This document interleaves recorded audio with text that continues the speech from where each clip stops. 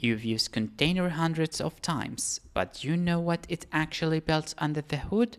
Spoiler, there is no real container in the render tree.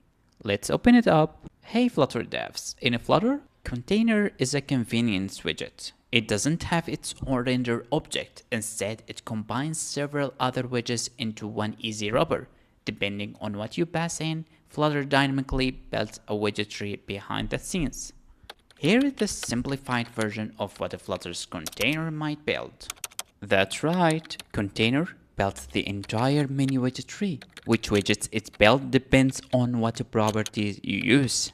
Let's see this in action. Here's the container with a color, padding, and alignment. Behind the scenes, this becomes padding, align, decorated box, and text. Flutter builds and flattens all of this efficiently, so you get a single render object tree that's optimized. Use container for a quick layouts. It's perfect for demos or small UI pieces. But in large or performance critical UIs, prefer using specific widgets, padding instead of container padding, decorated box instead of container decoration, align instead of container alignment. That keeps your widget tree cleaner and more explicit. So now you know every container is a smart combination of widgets, not a standalone element. Follow for more.